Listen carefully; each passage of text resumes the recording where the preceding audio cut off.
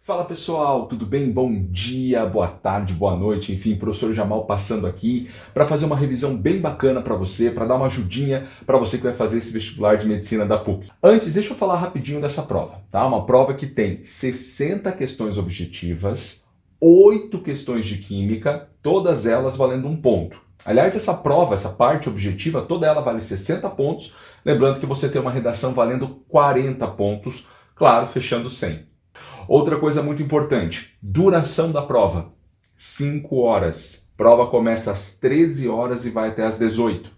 Lembrando que os portões abrem 1 hora antes, então meio-dia portão aberto e eles fecham 20 minutinhos antes do início da prova. Canetas esferográficas azul ou preta. Show! E falando da prova de química, dá uma olhadinha nesses itens que mais foram cobrados ao longo dos últimos anos.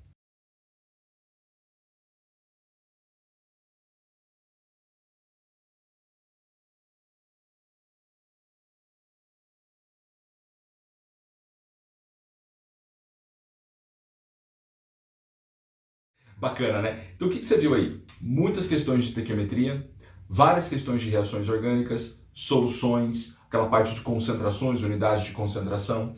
Então o nosso bate-papo hoje, a nossa revisão, ela consiste mais em 3 pontos. Vamos dar uma olhadinha em funções orgânicas, estequiometria e falar um pouquinho de soluções. Combinado?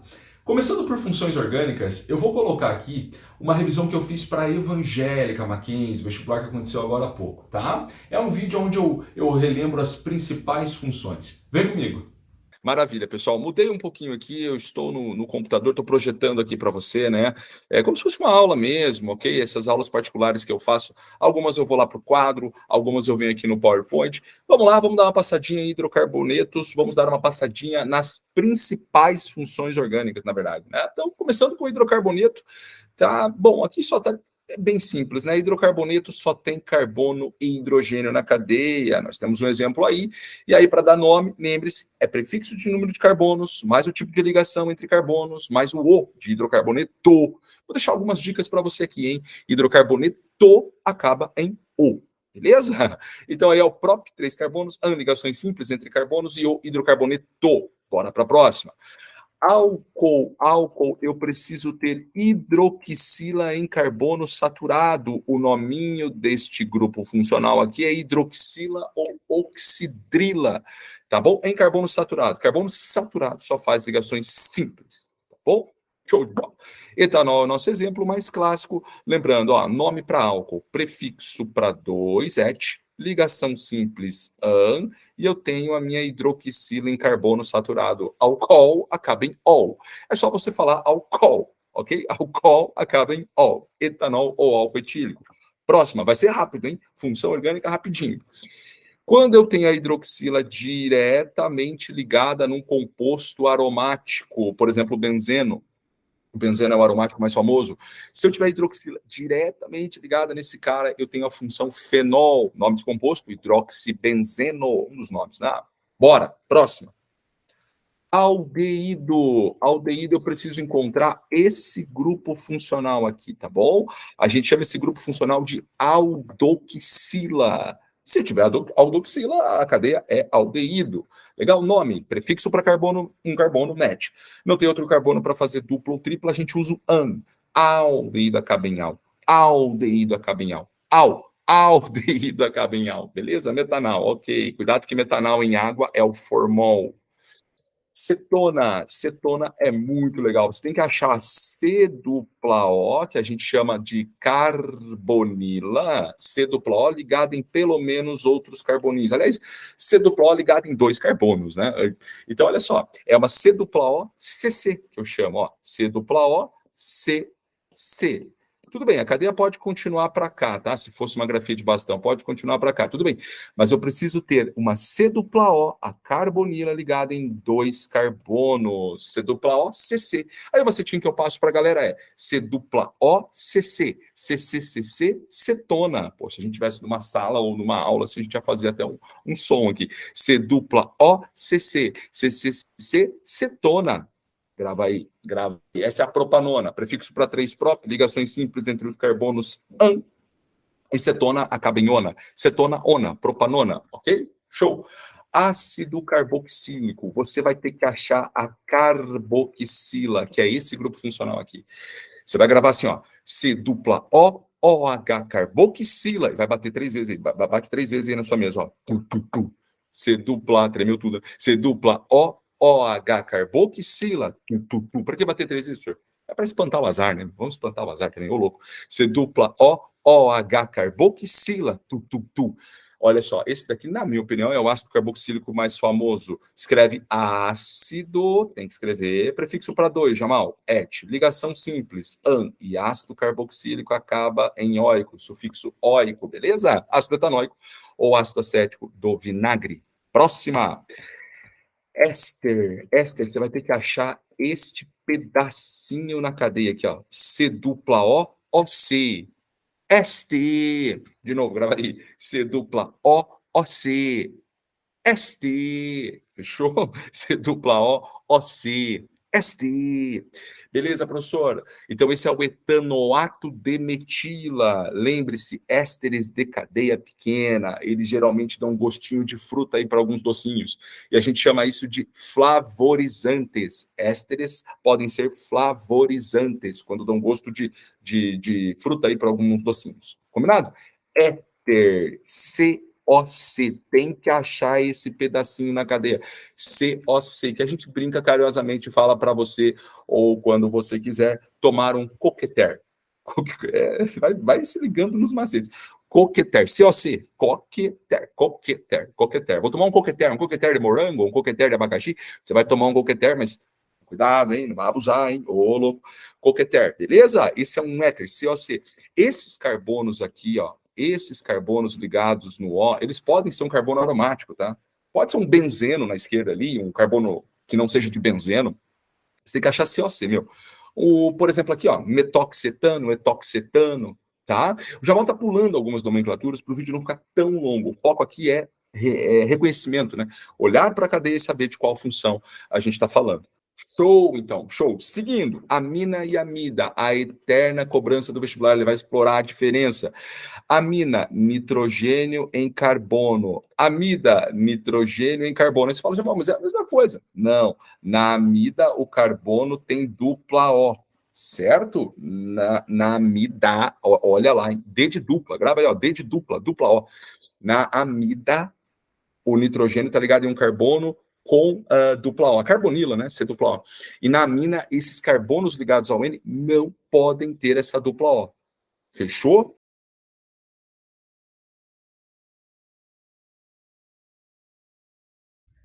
Legal essa revisão, né? Eu já engatei a nossa primeira questão, uma questão da prova da PUC de Medicina, onde ela te traz duas cadeias, paracetamol e tramadol, e vai começar a fazer algumas perguntinhas sobre elas. A primeira pergunta, a PUC está querendo saber se ambas as cadeias têm a função fenol, né? A classe dos fenóis. O que era um fenol? Lembra da revisão? Ou uma hidroxila diretamente ligada em composto aromático. Nesse caso aqui o benzeno é o mais famoso. E nós temos isso, né? Nós temos aqui, a gente tem uma hidroxila diretamente ligada num composto aromático. Função dessa cadeia, aliás, dessa região da cadeia, função fenol. Aí, até aí tá tranquilo, né? Mas vamos explorar um pouquinho mais. Olha só, deixa eu ver se eu acho uma canetinha aqui. Achei. Temos uma outra função importante aqui. A gente tem um N ligado em um carbono de dupla O. Correto? Quando isso acontece, nós também achamos a função amida. Então, no paracetamol, nós temos uma amida e um fenol, correto? São as funções que temos ali. Já no tramadol, o que a gente vai ter? Olha só que bacana. Deixa eu ver se eu consigo achar uma canetinha diferente. Um COC. COC é o coqueter. Então, nessa região aqui, eu tenho um COC, coqueter, eu tenho um éter. A canetinha ficou meio apagada, mas tenho certeza que você está vendo. Talvez a ideia da PUC seja induzir a gente aqui a se confundir um pouquinho, a cometer um erro, digamos assim. Aqui, ó, hidroxila ligada nesse ciclo. Primeiro que essa ligação cheinha, né, é uma ligação onde o átomo está para frente, ou melhor, os átomos, né? A hidroxila está para frente. Isso aqui é uma noção espacial, né? Ligação cheinha para frente, ligação tracejada para trás. Lembra assim, ó, tracejada, tracejada, beleza? Aqui, ó, para trás. E cheinha para frente, tudo bem. Talvez a PUC esteja nos induzindo a acreditar, a pensar que essa hidroxila ligada nesse ciclo é um fenol também, mas não é. Não é porque essa hidroxila está ligada num ciclo que não é o benzeno. Aqui nós temos hidroxila ligada em carbono saturado, tá? Então aqui, ó, carbono saturado. Então é um carbono que só faz ligações simples. Uma, duas, três, quatro simples. Então aqui nós temos a clássica função, vou repetir cores aqui, tá? A clássica função álcool. Ah, Jamal, tem um álcool aí? Tem, hidroxila em carbono saturado, é álcool. E aqui nesse outro ladinho do tramadol, nitrogênio ligado em carbono sem dupla O, carbono sem dupla O, carbono sem dupla O. Toda essa região aqui configura para a gente a função amina. É um nitrogênio ligado em carbono sem dupla O. Você toma cuidado, tem gente que confunde isso aqui, tá? Aqui, Jamal, eu tenho um N ligado em carbono sem dupla O. Tudo bem? Ah, mas então não é uma amina também? Não. Quando no N eu tenho uma ligação com C dupla O, no mesmo N, esse N já está ligado numa C dupla O, é amidal que você tem. Por mais que o outro lado pareça uma amina, não. No mesmo N prevalece, digamos assim, tá? A função amida. Então aqui você tem uma amida e não importa aqui. Aqui não, né? Aqui eu tenho um N ligado em 3 carbonos sem dupla O. Então aqui eu tenho uma amina. Combinada? Então essa letra está incorreta. Já a letra B, ela fala assim, o número de carbonos hibridizados sp2 para as duas substâncias é o mesmo. Né? Nós temos o mesmo número de carbonos sp2. Rapidinho, lembra do macetinho dos 4 dedos? Se você não conhece, rapidinho. Ó, eu tenho aqui 4 ligações para o carbono, correto? Se ele fizer as 4 ligações simples, como nós vamos ter uma afastada da outra, eu vou deixar os 4 dedos afastados uns dos outros, tá? E aí, para eu lembrar o número em cima, sp3, sp2, eu conto os espacinhos entre os dedos. 1, 2, 3, sp3. Então, o carbono que faz 4 simples, sp3. Se o carbono faz uma dupla, junte 2 dedos, né? Dupla. 1, 2, sp2. Então, o carbono que é sp2, como a PUC está cobrando, é carbono de dupla. Se o carbono fizer uma tripla, deixa eu guardar as canetinhas aqui. 1, sp1, que a gente não fala e nem escreve, fica sp. E se ele fizer 2 duplas, que eu não consigo fazer, eu vou ter que fazer assim, ele tem um espacinho sp1, né? Ou melhor, sp. Então, o carbono que faz tripla é sp, carbono que faz 2 duplas é sp também, carbono que faz, uma dupla, 1, 2, sp2, e carbono que faz 4 simples, 1, 2, 3, sp3. Você vai ter que sair contando, literalmente contando. Aí achar todos os carbonos que fazem dupla, porque serão sp2. Ó, esse carbono faz dupla aqui, né? Esse é sp2, aqui tem outro.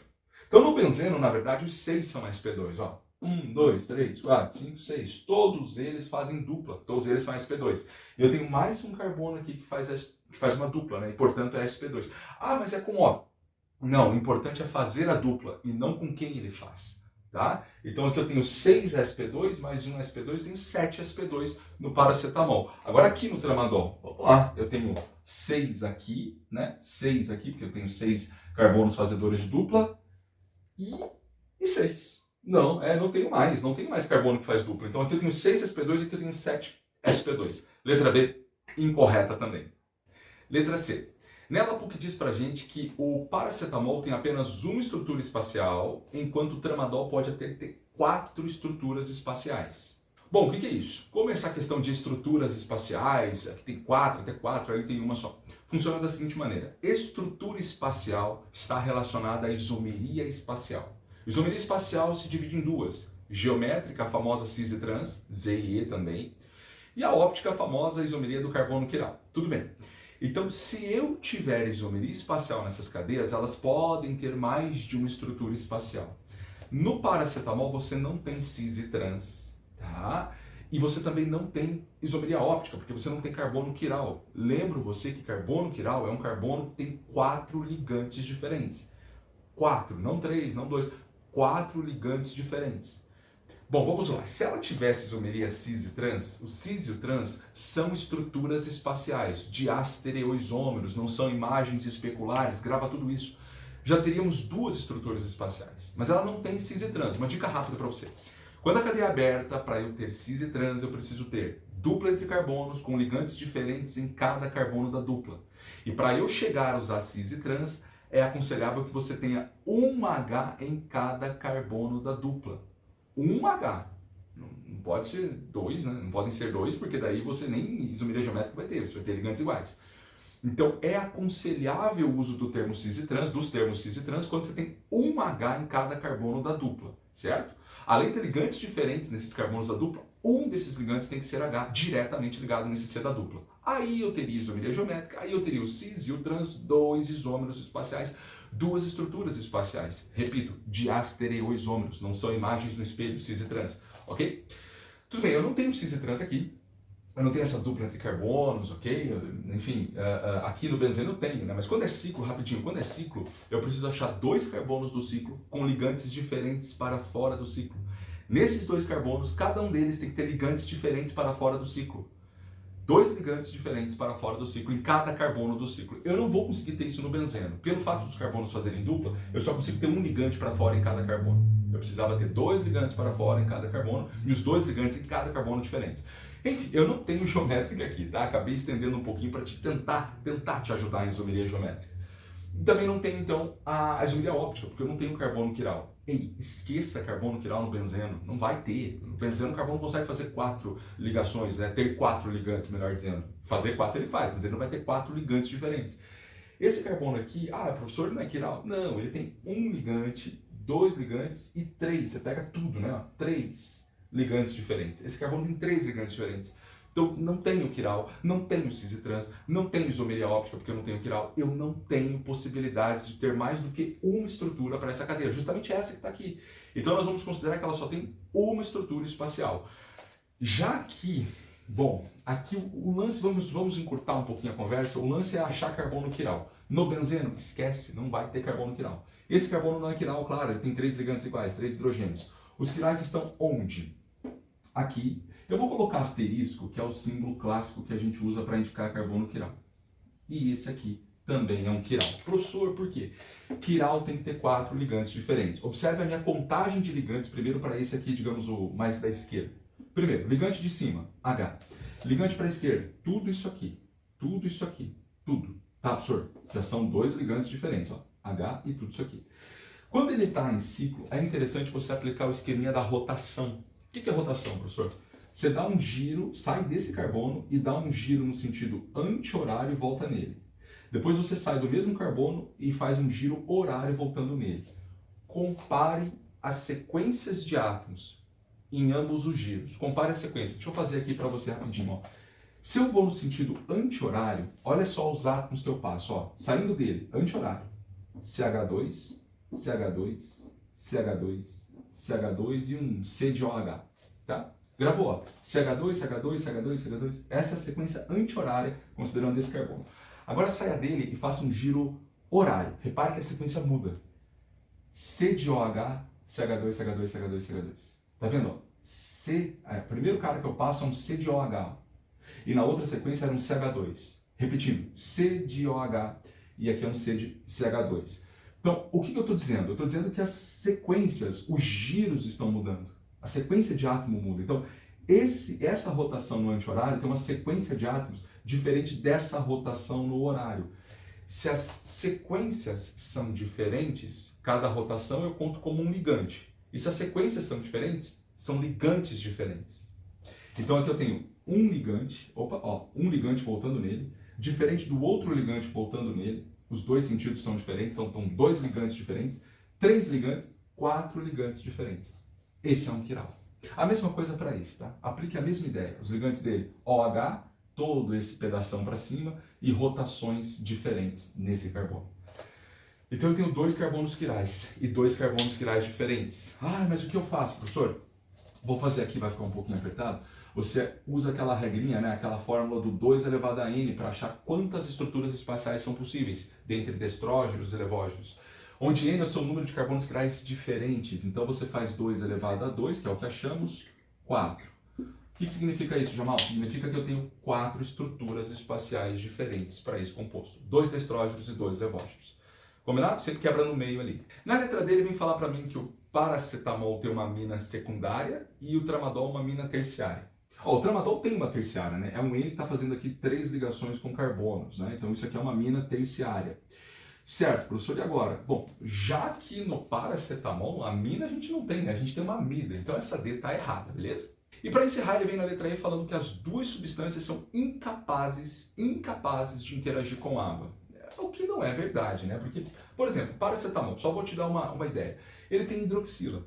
É só uma das regiões. Depois, ele tem outras regiões também que interagem com água, mas a hidroxila é uma região muito clássica. Ela interage com água via ligações de hidrogênio. Então, paracetamol interage com água. Já no tramadol, a gente tem esse N aqui, a gente tem hidroxila, a gente tem esse O, todos pontos de interação com água. Mais uma vez, hidroxila é um ponto muito clássico. Hidroxila interage com água por ligações de hidrogênio. Então, as duas cadeias interagem com água.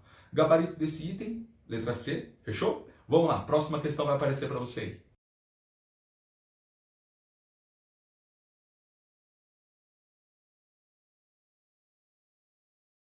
Então, a velha estequiometria, né? Cálculo estequiométrico é um dos assuntos mais cobrados na química, sem dúvida alguma, por vários vestibulares. Não podia ser diferente na prova de medicina da PUC. E aí é uma estequiometria bacana, porque é uma estequiometria que envolve rendimento e envolve equações, etapas, né? Etapas, equações sequenciais, como você quiser pensar. Ou seja, a etapa de baixo só aconteceu porque formou o SO2 na primeira etapa. Então eu tenho uma primeira etapa para formar o SO2 vem aqui, ele é reagente da segunda etapa, forma o SO3 vem aqui embaixo, e é reagente da terceira etapa e finalmente você chega no seu produto ali de interesse, no caso o ácido sulfúrico. Então, uma equação após a outra.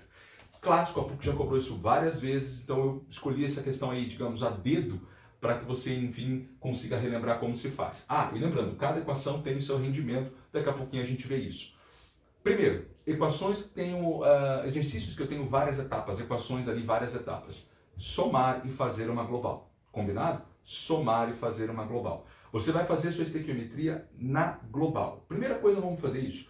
Professor, como que eu faço essa global? Então, tudo bem, vamos imaginar aqui uma retinha, que não é tão retinha assim, porque eu não consigo fazer reta, eu fiz essa assim, eu fiz assim, tá. Para eu somar essas equações, para eu fazer uma global, melhor falando, você tem que cortar os famosos intermediários. O que é intermediário, Jamal? Substâncias iguais em lados opostos da seta. Perceba você que o SO2 é formado aqui e consumido aqui na de baixo, porque ele é reagente na de baixo. Isso é o clássico papel de um intermediário. Ele surge, é formado e desaparece. Surge, é formado e desaparece. Cara, a gente chama de intermediário esses carinhas, tá bom? O que a gente tem que fazer com eles? Cortá-los. Então você vai cortar. Ah, e outra coisa importante. Eu posso sair cortando aqui até porque as quantidades são iguais, né? 1 para 1. Se não fosse, você tem que equilibrar as equações, lembra? Multiplicar uma equação por um número a fim de deixar as quantidades iguais lá. Mas, enfim, a gente vai manter aqui o padrão do exercício. 1 mol desse lado com 1 mol desse lado, eu corto. Maravilha. Professor, tem mais intermediário? Sim. 1 mol de SO3 de um lado, 1 mol do SO3 do outro, eu corto. Então, meus intermediários já estão cortados. Agora é hora de fazer a global. Cuidado para você não cortar o O2, né? Não, o O2 a gente não corta, né? A gente tem aqui um O2 do lado esquerdo e mais meio O2 do lado também esquerdo. O que eu faço? Somar. Somo esses O2. Fechou? Então eu vou fazer uma global, vou fazer aqui até de uma outra cor aqui para dar um destaque. Tudo que sobrou do lado esquerdo, coloco do lado esquerdo. Tudo que sobrou do lado direito, no caso só o ácido sulfúrico, coloca do lado direito. Bora. 1 mol de enxofre sólido, 1S sólido, maravilha. Mais... Ó, aqui você tem 1 O2 mais meio O2. Fica difícil na hora lá, dar um nervosismo por conta de usar aqui fração. Meu, faz assim, ó, 1 mais meio, né? 0,5. 1 mais 0,5, 1,5. 1,5 em fração, 3 meios. 3 meios. 3 meios de gás oxigênio, O2 gasoso, mais 1 mol de aguinha líquida, ok? 1 mol de água líquida, setinha, vamos fazer aqui setinha bonitinha. Lado direito sobrou apenas 1 mol de ácido sulfúrico. Pronto, o que a gente fez aqui? A gente montou a nossa equação global. Jamal, por que fazer isso? Facilita, te ajuda muito em termos de tempo. Imagina fazer uma conta para cada equação. Não, você não vai ter esse tempo, você vai fazer apenas uma conta na global. Tudo bem? Então a primeira etapa foi vencida, montei a nossa equação global. Segundo, agora a gente vai fazer a nossa estequiometria clássica, descobrir ali, no caso, quanto de ácido sulfúrico foi produzido através de 96 toneladas de enxofre. Segundo, agora a gente vai fazer a nossa estequiometria clássica, descobrir ali, no caso, quanto de ácido sulfúrico foi produzido através de 96 toneladas de enxofre. Olha, rapidinho, se você tem alguma dificuldade com cálculo estequiométrico, se liga nessa telinha que vai aparecer aí.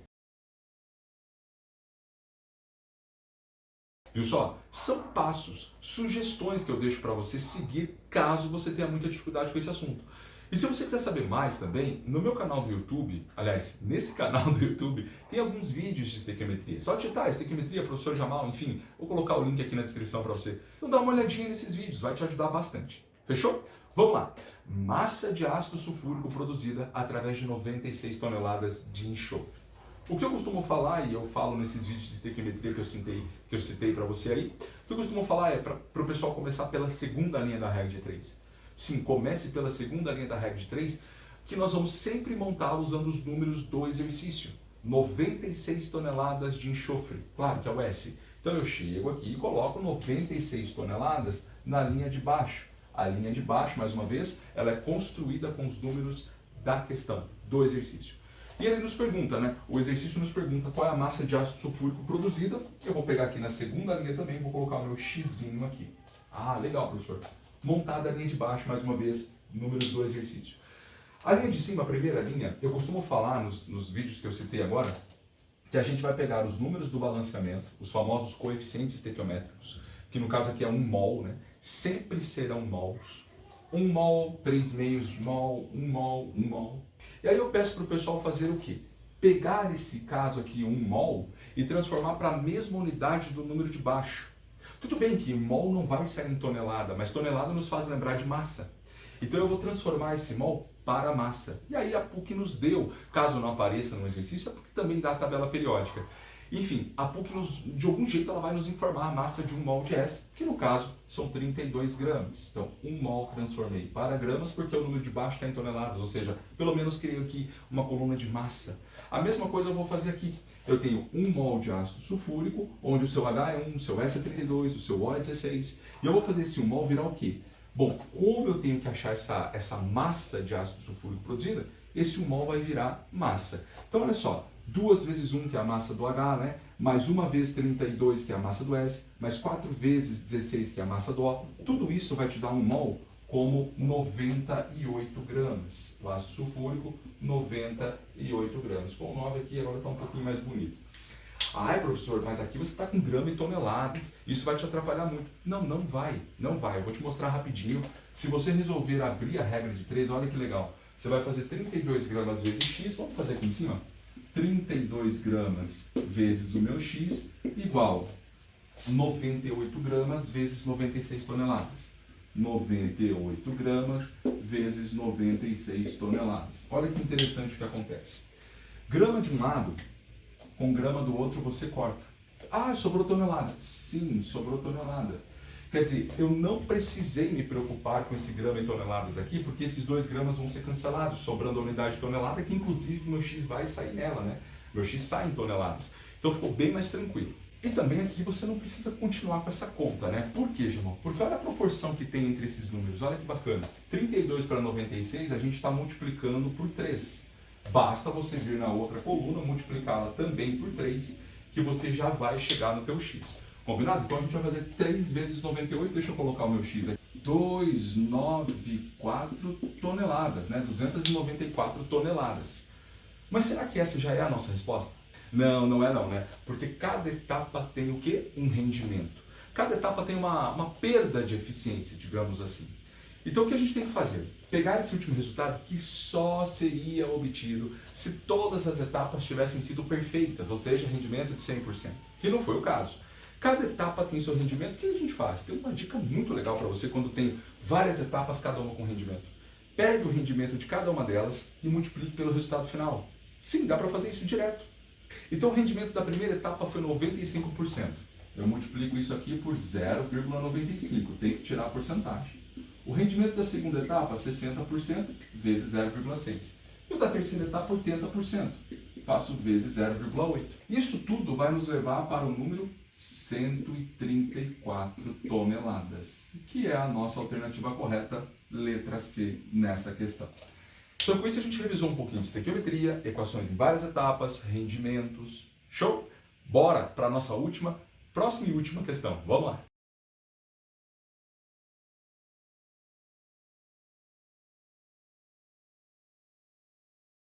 Show! E para encerrar, uma questão de soluções, né? Peguei só um exemplo, tem várias questões, a PUC gosta de cobrar esse assunto. Tudo bem, pode não cair, mas é um assunto que tem aí um histórico de cobrança bem elevado. pela PUC, tá bom? Vamos lá então, ele fala, aqui eu vou resumir um pouquinho, né? Acabamos tendo 1 grama de soluto em 3,4 mililitros de solução. Cuidado que, se eu não me engano, ele cita 3 mililitros, depois ele fala que um volume final é de 3,4. O que nos interessa é o volume final dessa solução. Ok, então eu tenho 1 grama de soluto em 3,4 mililitros. Uma das perguntas que a PUC me faz é quanto é isso em mol por litro. A molaridade, concentração molar, concentração em quantidade de matéria. Enfim, eu tenho que descobrir a molaridade. O que dificulta um pouco essa questão é uma das coisas, né? Eu vou citar mais uma daqui a pouquinho, mas uma das coisas é que você vai ter que montar a fórmula molecular desse soluto, certo? Eu coloquei aqui para você, é C16, H18, N3, Na, O4 e S1. Por que fazer isso? Primeiro, para você que curte regra de 3, tá? Se a gente for fazer isso aqui por regra de 3, a gente primeiro tem que achar a massa molar, né? A massa de 1 mol da substância. Por isso que a gente monta essa fórmula. E aí temos que lembrar, carbono é 12, H é 1, o N é 14, o Na, 23, com 20, eu ia fazer alguma coisa com 1 ali, mas é 23. O é 16, o S é 32. Bom, difícil é chegar nessa fórmula, tá? Então conte com calma, olhando a estrutura fornecida, conte quantos carbonos, hidrogênios e nitrogênios, conte com calma, conte 2 vezes por segurança. Fazendo a massa molar, ou seja, 16 vezes 12 mais 18 vezes 1 mais 3 vezes 14 assim por diante, você vai chegar no número 371 gramas por mol. Tá, então significa que 1 mol dessa substância tem 371 gramas, exato. Então agora eu vou fazer primeiro por regra de 3, como eu descubro essa molaridade por regra de 3, e depois eu deixo uma formulazinha caso você tenha interesse, tá? Então assim, por regra de 3, o interessante é você pegar esse 1 grama e passá-lo para mol. Assim você vai saber os mols que você tem em 3,4 mililitros. Aí depois eu jogo em 1000 mililitros, que é 1 litro, x mol, que eu tenho que achar os mols em 1 litro, né? Mol por litro. Então eu acho que o primeiro passo aqui, quem faz a regra de 3, é isso, tá? Vamos fazer uma divisão aqui para a gente começar de fato os cálculos agora. Então o primeiro cálculo, nosso primeiro passo, esse 1 grama tem que virar mol. Como a gente faz isso? A gente sempre tem que partir de quanto é 1 mol, né? 1 mol tem 371 gramas. Vamos escrever isso. Ó, 1 mol tem 371 gramas. Legal, Jamal? 1 grama que eu tenho lá, x mol. E esse é o segundo ponto que a PUC complica um pouquinho a nossa vida, né? São cálculos, não é a primeira vez que isso acontece, são cálculos um pouquinho difíceis de serem feitos, né, à mão. Mas fazer o quê? É a regra do jogo, a gente vai ter que fazer essa conta. Bom, esse x aqui, ele vai dar aproximadamente 0,0027 mol. Então é isso aqui. 1 grama em mol é isso aqui.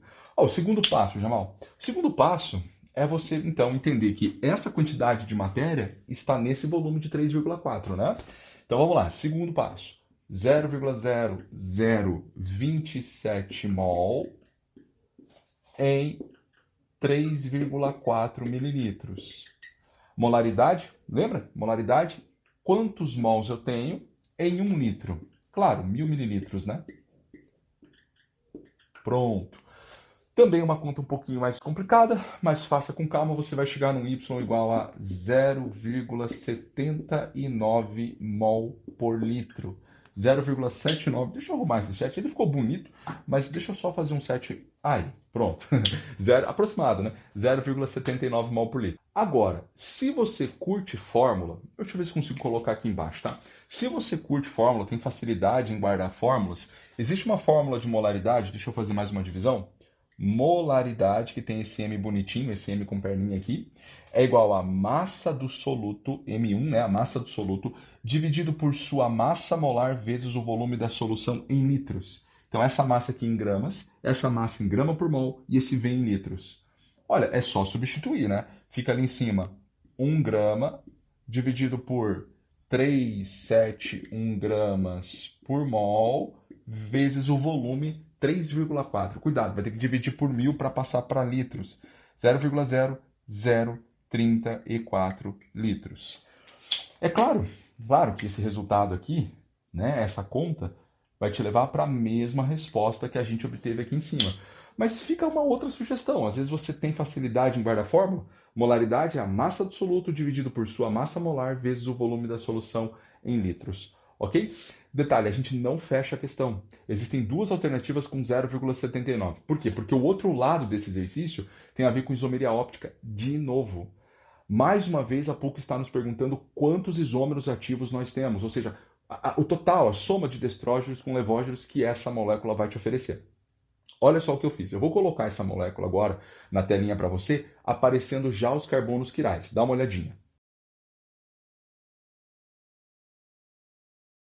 Então, eu resolvi colocar já a molécula com os quirais aparecendo, porque a gente já viu agora há pouco, né? Como acha quiral em ciclo. Então, eu insisto, ó, antes de encerrar a aula, olhe isso com calma, com carinho. Isomeria óptica é um dos assuntos fortes para essa PUC. Legal? Nós temos 4 quirais. Então, como eu descubro, lembra? Como eu descubro o total de isômeros ativos? Isômeros opticamente ativos eu faço 2 elevado a n, onde n é o número de quirais diferentes. Então, eu faço 2 elevado a 4, claro, 2 vezes 4, 2 vezes 4, 8, 2 vezes 16, 16 isômeros ativos. Sempre a gente pode quebrar no meio 8 destrógenos e 8 levógenos. E isso nos leva para a letra B, né? São 16 isômeros ativos, opticamente ativos, e a concentração, que nós achamos agora há pouco, 0,79 mol por litro. Tá? Então, enfim, isso nos leva para a letra B, uma questão 66. Uma questão metade soluções e uma questão metade isomeria óptica. Bom, espero ter te ajudado um pouquinho nessa revisão. Trouxe 3 temas, 3 assuntos muito cobrados pela PUC. Uma excelente prova para você. Se tiver mais interesse ou alguma dificuldade em algum assunto, procura aí no meu canal. Quem sabe você não encontra um vídeo que vai te ajudar bastante. Uma excelente prova, cuidado com o horário de chegada. Vai, meu Deus do céu, chega com calma nessa prova, não vai chegar na correria. Calma, faça uma excelente prova e conquiste a sua vaga. Um grande abraço, até o próximo vídeo.